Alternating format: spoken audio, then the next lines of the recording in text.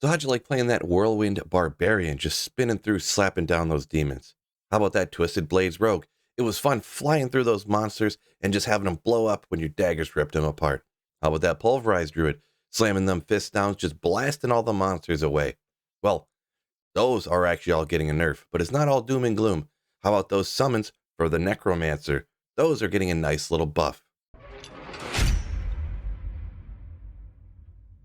Welcome into the video. Now, yeah, there's patch notes that dropped already just a couple of days into the early access right here, and there's tons. It's not 1, 2, 3, 5. Almost every single class actually did get either some nerfs and some buffs in some places or other.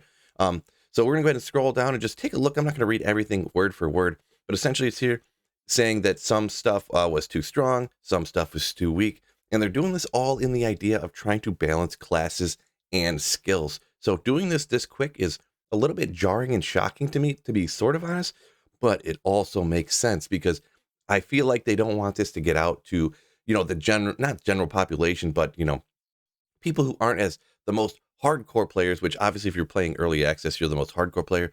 The average person to get out there and they're, oh man, I'm finally being able to kill stuff.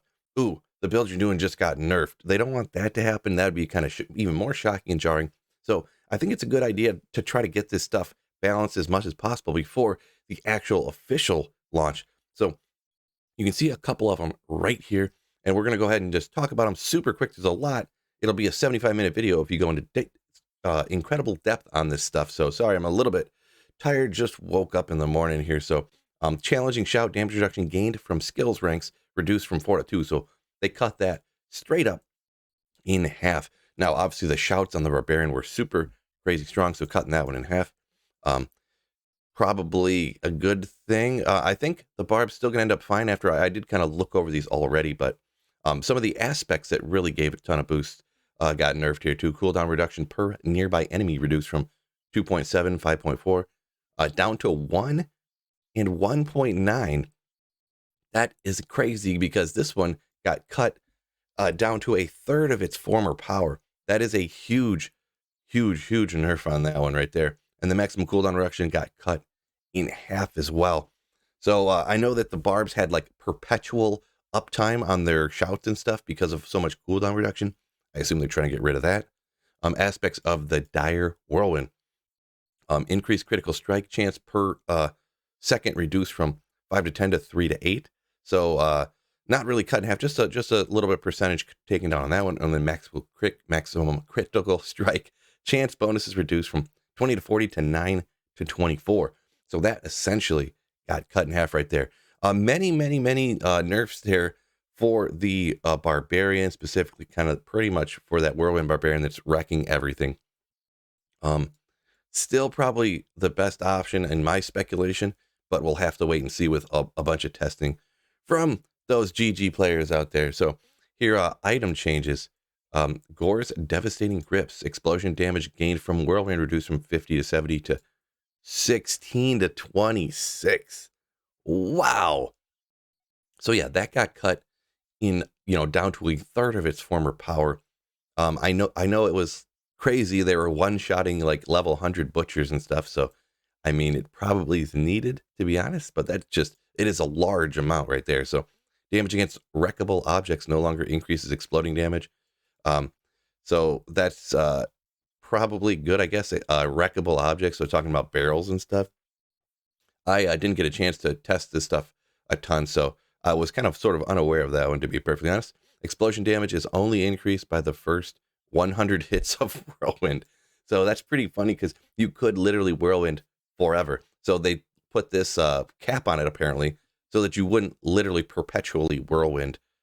So I guess that's a plus right there. You at least got to stop for a second, which does, I forget what it was. There's a different skill or cooldown or something that if you kept spinning forever, it would always be maxed out. So then you have to stop and start and stop and start. So another nerf there, all kind of going straight at the Whirlwind Barbarian.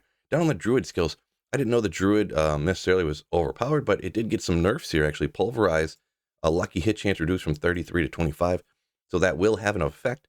I'm not sure how much the lucky hit effect. I'm not going to go into full detail about what lucky hit is and how it works, but there's a little bit of reduction there. Lightning storm damage increased from 32% to 42%. So actually a buff onto Lightning Storm. Not one that I generally used before. So interesting that obviously that's why I got a buff, because people probably weren't using it. Grizzly Rage also got more of a buff. It was one that people I know used a little bit. Not sure how much, because it's only 2 days into the game. I haven't got a chance to try everything yet, obviously. So they did get another buff here. So that's pretty interesting. So class specialization, Obsidian Slam. Killed required for bonus increases from 10 to 20. So kills required for bonus increase from 10 to 20. Okay, so it doubled the number of kills that you need to get the Obsidian Slam. Uh, yeah, the Druid one I didn't dabble around with too much, but yeah, that they doubled that one up. So that's definitely going to be a nerf there too. I don't know how much that's going to affect the particular Druid one right there, but Calm Before the Storm. Lucky hit chance reduced from 15 to 10. Another 50% chance on for the class specialization stuff for lucky hit. So a couple different lucky hit things, probably specifically going for that pulverized Druid. Since that's the one that most people use. I had a lot of fun playing around with Shred, to be honest, but pulverize seemed to be the one everyone goes for. So that one's getting a little bit of a pull back on the power right there. Even more stuff for the Druid. Kind of shockingly, I'm surprised here, but electric shock damage bonus is actually increased here for electric shock from looks like they all get like a little bit percent increase, I should say. So maybe like a, what do you call it, a 15% increase on each one of the percentages there. Legendary aspects for shockwave, so more stuff going for that. Damage reduced from 90 to 130 to 60 to 100. Another nerf on the shockwave aspect. If I'm not mistaken, the shockwave aspect was another thing. It sent a shockwave onto the pulverize, which when I had that in the beta, it was absolutely bananas. And it essentially adds all your damage into AoE instead of just one. It would go out everywhere and blast everything down. So the nerf on that one. Crashstone aspect right here. Critical strike damage reduced from 40 to 50 to 30 to 40. A little bit of a critical strike reduction on that particular aspect there. And Lightning Dancer's aspect, flat damage increased from 5 to 6 to 7 to 8. So there's the lightning skills that I feel like weren't really used hardly at all, or not a ton, getting a little bit of buff there. So there was just a couple buffs there on the Druid, but a lot of nerfs, kind of surprisingly, in my opinion. Not 100% sure what I would have thought about that if, before, but Necromancer now, talking about the Necromancer, how nerfed are the Necromancers going to get right here? Well, this might be one of the more pleasant surprises. If someone wanted to play a Necromancer, it's not getting nerfed. It's hopefully getting buffed up to being on the same level as other stuff. So the Blood Lance right here, damage increase from 67 to 80. So a little increase on the Blood Lance. I don't think I ever even used that skill, to be perfectly honest, but Army of the Dead, damage increase from 30 to 45. And the cooldown reduced from 90 to 70. Yeah, some of these cooldowns, when you have like a minute and a half, 2 minute cooldowns on stuff, it's unbearable. Even 70 sounds wild, but we'd have to kind of look and see a little bit how that played out. Blood Wave damage increase from 90 to 120. Another one that it looked super cool, but I'd never seen a ton of people using it. So that gets a little buff there. Maybe it's one that's going to be more usable. I'll have to do some testing on that stuff too. Passive changes. So Shadow Blight, damage increase from 20 to 22. Grim Harvest essence gain reduced from 3 to 246. So they got a little bit of reduction on essence gain from the passive Grim Harvest. I don't know if that was really an issue. Man, that one's a little bit unfortunate, I suppose, but I hate running out of being able to use my attacks. So that one I don't really particularly like, but it is what it is. Critical strike chance reduced over here on Serration. Another one, I don't have a huge opinion too much on that. It did get nerfed down a little bit, but it's one that I'm not too concerned with there on Serration. Anyways, Death's Defense. So maximum minion life lost on a single damage instance reduced from 75 to 60. So it sounds like a nerf when it says reduced, but this is actually a buff, because the maximum minion life loss. So that would kind of reduce them just getting one-shotted, and instead of getting 75% with the one level into it, 75% of their life gone instantly on one massive giant crazy hit, that's down to 60. And as you get more points, it's 30. So they'll always take at least 3 shots, I suppose. So there's a buff to the minions, so that's good. They did nerf them like crazy from the first PTR, and they're giving them a little bit of buff here. Class specialization, more on the Necromancer here. So Skeleton Warriors increased attack by 10%. Good. Golem got an increased attack by 10%. So the all the summons getting a little bit of a boost here. Blood Golem down here. Blood Golem's life drain increased from 40 to 90%. So more than doubled on the Blood Life Golem, which is pretty cool. I do want to make sure that we can use these summons on the Necromancer. It's really a big part of what makes the Necromancer fun is raising up your, your army of the dead. So Blood Golem's life drain heals from enemies hits increase from 4 to 5. So it just seems like a little bit, but it is a 25% increase. So a little bit on that one. Iron Golem now. Iron Golem slam damage increase from what? Is that a misprint? 25 to 175? Like there must have been did they actually put a 1 on the front of that? Or was there a huge math problem when they did the first one? Iron Golem, I'm going to be honest, I never even touched it ever in any of the things. I just didn't have time. Can't do everything. So much time in the day. 25 to 175, that's a crazy number. I almost feel like they accidentally fat fingered and pushed a 1 on accident. I don't know. That's wild. But Iron Golem's shockwave damage increased from 30 to 40. So, a 1/3 increase on that, of that 10%. So coming down the Necromancer Paragon board, this is going to be interesting. They didn't really mention this on other particular characters, but Golem life and damage bonus increase from 30 to 40 life.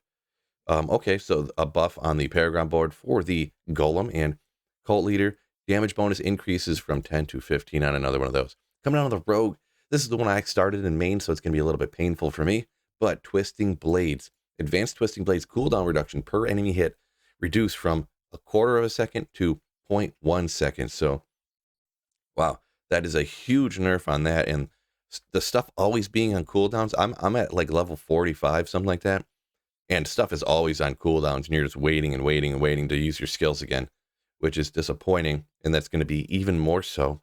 But it was super powerful. I'm blowing things up. A lot of things I'm just blowing up instantly. So right here, Advanced Twisting Blades maximum cooldown reduction reduced from 3 to 2 seconds.